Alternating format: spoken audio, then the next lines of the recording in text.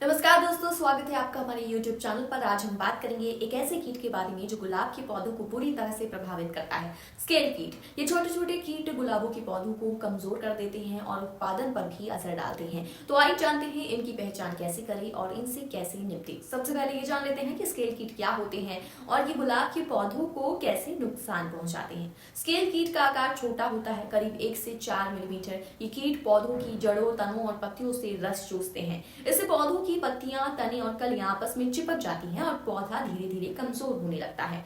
Scale कीट की कुछ प्रजातियां भी होती है, जैसे कि ओला कैस्पस रोसी और पुलवेनेरिया।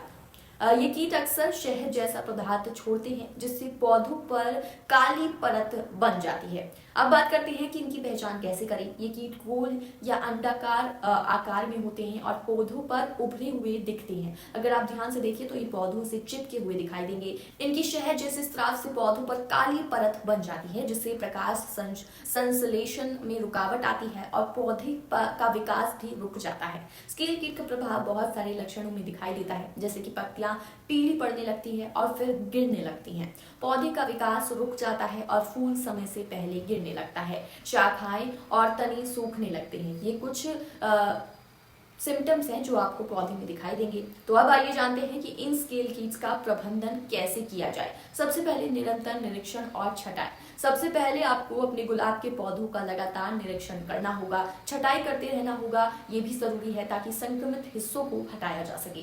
गर्मी के मौसम में ज्यादा ध्यान देना होता है। जैसे जैसे गर्मी बढ़ती है, स्केल कीट का प्रकोप भी बढ़ जाता है। इसलिए इस मौसम में पौधों की खास देखभाल और निरीक्षण जरूर करें। फिर है संक्रमित पौधों की कटाई। अगर कहीं संक्रमण दिख गया तो उस पौधे को तुरंत काट कर नष्ट कर दे। इससे बाकी पौधे सुरक्षित रहते हैं।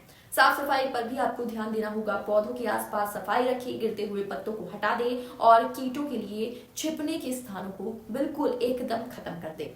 खाद और पानी का आपको खास ख्याल रखना होगा। पौधों को नियमित रूप से खाद और पानी दे ताकि वो स्वस्थ रहें और इन कीटों का मुकाबला आसानी से कर सके। क्रॉलर चरण को नियंत्रित करें। स्केल कीट के संक्रमण के बाद इसके क्रॉलर चरण को नियंत्रित करना जरूरी है। इस समय कीट पौधे से दूर हटने लगते हैं और आप इन्हें आसानी से नष्ट कर सकते हैं। नए पौधों को संगरोधित करें। जब भी नए पौधे आप लगाएं तो उन्हें संगरोधित यानी कि अच्छी तरह से जांच लें ताकि कीटों का संक्रमण उनमें बिल्कुल ना हो। कीट मुक्त सामग्री का इस्तेमाल करें और सबसे इम्पोर्टेंट बात यह है कि कीट मुक्त सामग्री का आपको इस्तेमाल करना होगा ताकि नए पौधे कीटों से एकदम सेफ और सिक्योर रहें। तो दोस्तों, ये थे कुछ उपाय जिनसे आप गुलाब के पौधों को स्केल कीट से बचा सकते हैं। अगर आपको हमारी ये जानकारी पसंद आई हो तो इस वीडियो को लाइक और शेयर जरूर कर दी और अगर आपने हमारे चैनल को सब्सक्राइब नहीं किया है तो अभी कर ले ताकि ऐसी ही और जानकारी आपको मिलती रहे। धन्यवाद। आप अपना ध्यान रखिए और अपने पौधों को कीट स्केल से सुरक्षित रखिए।